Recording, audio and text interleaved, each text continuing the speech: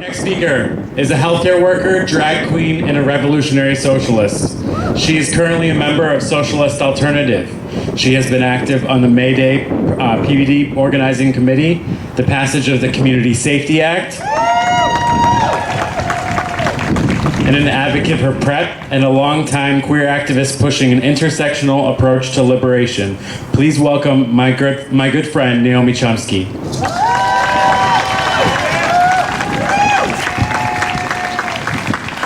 How do we feel about chanting right now? How about that? All right. A little bit about this chant. This comes from our sister who lives as a refugee in Cuba from Justice, Asada Shakur. So it's a call and response. So just repeat after what I say. It is our duty to fight for our freedom. It is our duty to win. We must love and respect one another. We have nothing to lose but our chains. Excellent, and louder. It is our duty to fight for our freedom. It is our duty to win. We must love and respect one another. We have nothing to lose but our chains. And one more time. It is our duty to fight for our freedom.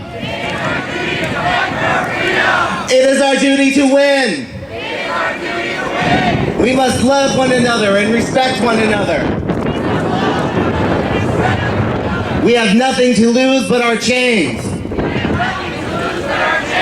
Thank you. I feel so much better. Before I begin, I just want to talk about the incredible victory that was the passage of what became the Community Police Relations Act. Many of you know it better as the CSA, the Community Safety Act. It was a long political battle, but it finally came to an end on June 1st when it passed the City Council for the second time. And a week later when Jorge Alorza signed it as he promised. So give it up for the Community Safety Act. It's a far-reaching police accountability bill, which includes the formal banning of racial profiling, and also has some trans protections, and it takes effect at the beginning of next year. Yeah, that's excellent. So, right before Pulse, I was binge watching on the Netflix machine. I was binge watching Queer as Folk, which dates me a little bit, but that's okay. And while watching it, I just remember being struck at how dated it seemed. The show was released well before even Massachusetts had marriage equality. Don't Ask, Don't Tell was still a thing, and RuPaul didn't have a little show on VH1 called RuPaul's Drag Race, and now it's a mainstream show. And George Bush was president. That was awful. Some dark times for those of you who were there. But I'm mentioning it because in the last season of the show, the characters were engaged in a political battle against a reactionary and far-reaching anti-gay law, which in the show, it showed, which had emboldened an increased string of hate crimes, culminating in the bombing of Babylon, the fictional gay club that they all went to. And seeing it made me appreciate just how far we've come since then. You know, I think anyone who's been queer in the city has, you know, had a beer bottle or two thrown at them while hanging out outside a mirror bar, smoking cigarettes or whatever. Certainly all that marching and organizing that we've done did something.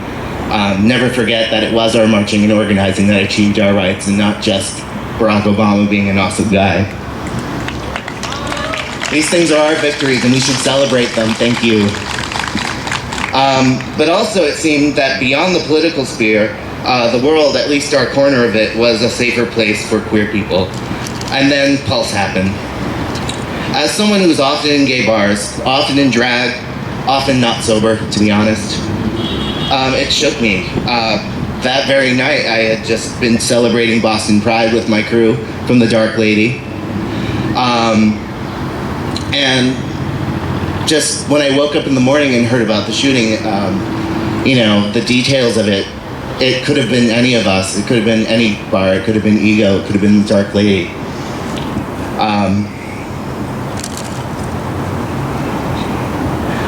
Bars historically have been safe havens for our people. Often it was the only place where we could be ourselves.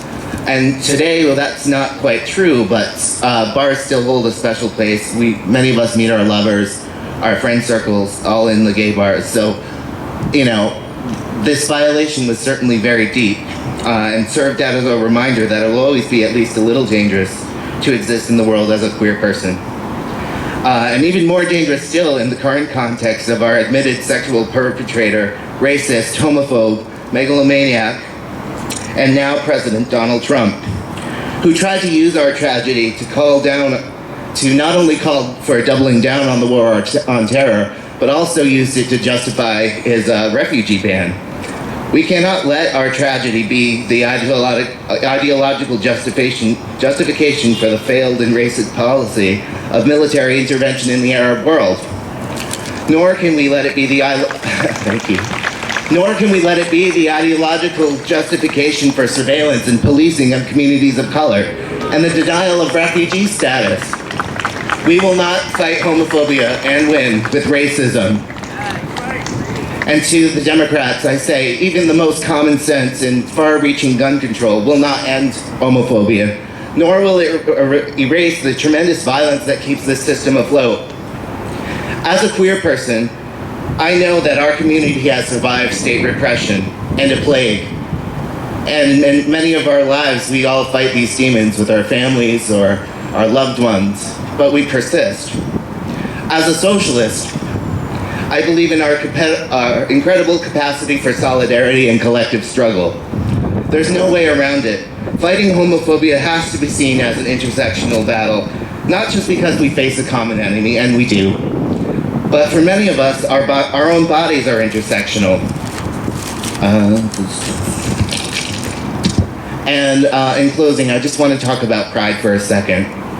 While there are legitimate criticisms to level at Pride celebrations for corporate sponsorship and being depoliticized, it is crucial, especially in this moment that we now face ourselves with, that we as a community have that party to show everyone that we are proud and that we are resilient. I believe it is possible to be critical of something, even highly critical of something, and still recognize its importance.